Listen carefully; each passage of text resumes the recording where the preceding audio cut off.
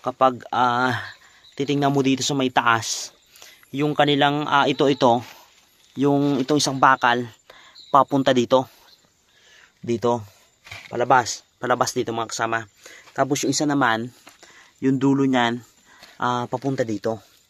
Kumbaga, parehas sila na tumuturo dito sa siding, no? So, ayan, mga kasamang hunters, nagbabawas tayo dito ng lupa.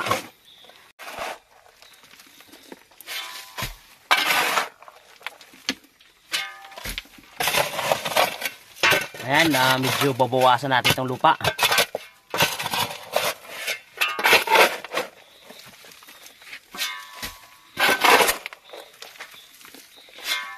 Ayan, mga kasamang hunters dito dahil sa tunnel natin ito, medyo mag-ingat din tayo dahil meron din dito mga whip na scorpion na nagbubuga ng mabahong amoy.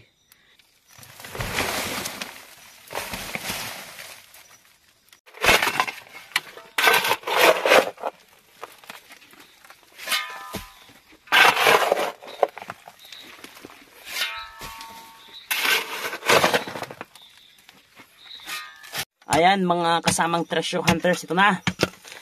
Nalinis na natin itong giniba natin na lupa.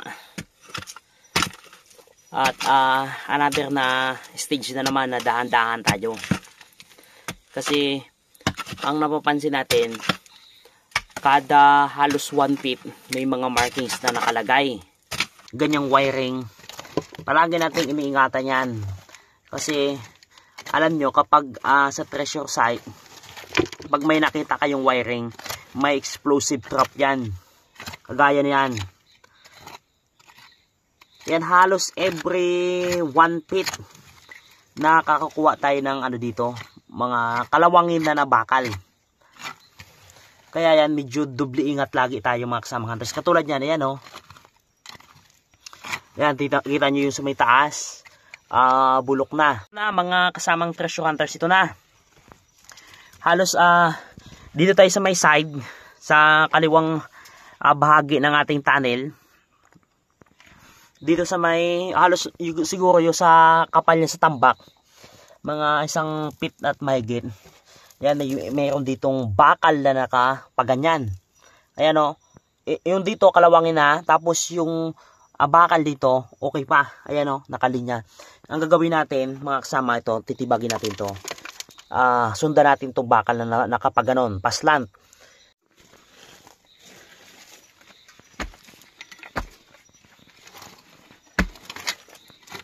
Ayan, napakahaba mga kasamang treasure hunters.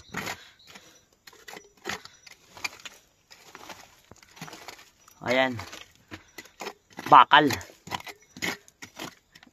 Pero magandang bakal ito mga kasama, mapapansin niyo. Sa tagal ng panahon hindi siya nasira talaga. Di tulad yung mga ibang bakal na bubulok agad. Ito, pero yung dulong bahagi niya wala na kinain na talaga ng kalawang. Itong tunnel kasi natin ay dito na tayo sa loob ng loob talaga. Kaya mapapansin niyo yung lupa dito tuyo, no? Kaya dito ang kagandahan siguro, kaya itong mga bakal na ito hindi nabubulok dahil hindi masyadong nabasa talaga ng tubig. Ngayon ang gagawin natin, gibain natin ito, sundan natin kasi medyo mahaba pa pumasok dito. Kaya ito tanggalin itong tambak na ito. Ayan, sundan natin yung bakal na ito mga kasama. Huwag muna natin tanggalin kasi baka kung haba ito ang kapal kasi ng tambak talaga mga kasamang treasure hunters dahil halos 3 feet megit. Tapos pagkatambak nila, yung mga gamit, yun talaga pinatong nila. Tapos tinambakan. Kaya medyo nahirapan tayo. At yung move natin, medyo binabagalan natin. Kasi nga, tulad niyang mga ganyang mga wiring hindi natin alam tayo, madami na tayong karanasan sa loob ng tunnel, sa treasure na ito. Kapag may mga wiring, may bomba talaga, may explosive trap. Yan ang iningatan natin na huwag tayong madali. Kaya sa lahat ng mga treasure hunters dyan, saludo kami sa inyo na may mga treasure hunters talaga na mga magagaling. Talagang seryoso din sa kailang treasure operation.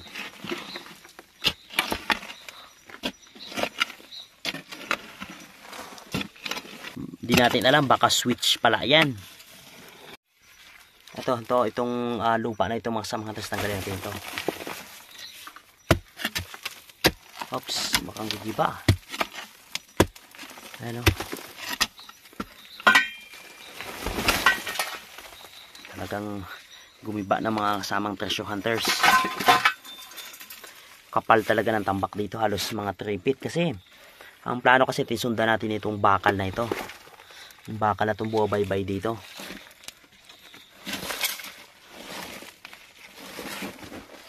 Ayan.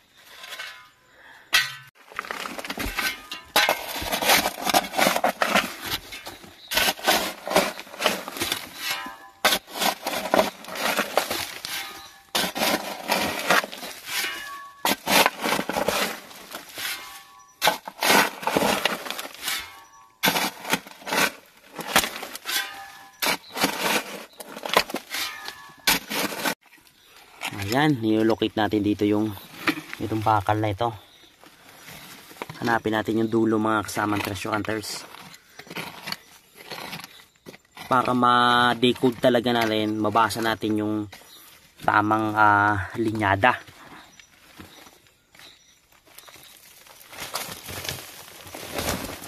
Ayan, natabunan na.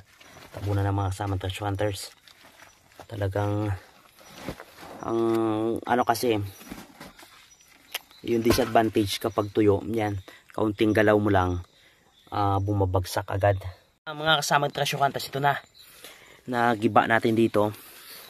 Ito pala yung bakal, napakahaba, kaso yung dulo kala natin abot dito, yung pala hanggang dito lang. Ngayon yung kanyang paliter L pala ito, mula doon kinakalawang na kasi yung dulo dito. Ang kanyang yang dulo palabas dito, nakaturo dito palabas mga kasamang treasure hunters dito.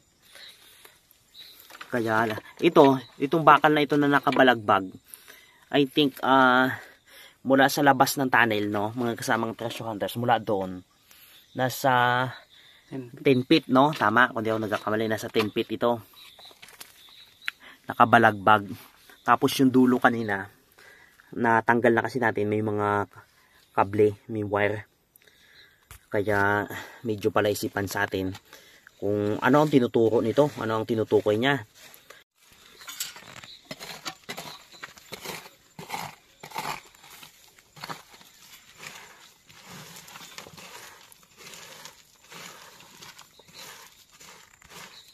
Ito, ayan pa mga kasamang treasure hunters, ito na naman, no, another na may bakal na naman ako nakikita mga kasama. Actually, kung inyong titingnan, isa doon, isa dito. Yan, sa katagalan ng panahon kinalawang na din.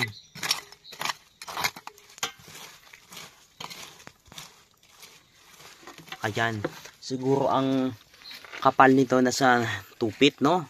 Medyo makapal dito yung tambak mga kasama Ayan. Ayan may dulo din. Parang itong sa kabilang mga kasamang treasure hunters, bakal din, kagandahan, hindi sila nabulok. Ay nga ang advantage nito dahil tuyo. Umulan at umakaw, hindi nakapasok yung tubig dito kahit anong bagyo. Kasi dito na tayo sa loob Ito pointing din. Ano yan, dulo na to mga kasamang treasure hunters May dulo din to. Plus ito. Kumbaga kapag may illustrate mo mga kasamang treasure hunters, hawakan mo ilaw. Ayan kapag titingnan mo dito sa may taas, yung kanilang yung itong isang bakal papunta dito palabas dito mga kasama. Tapos yung isa naman, yung dulo niyan papunta dito. Kumbaga parehas sila na tumuturo dito sa siding, no? Yan, tutukan mo dito ng ilaw, yan. Dito sa may siding, which is dito kasi tayo papasok Dito tinuturo nila dito sa mga siding dito. Yan yung mga bakal na nahukay natin doon. Tumuturo lahat dito mga kasamang treasure hunters.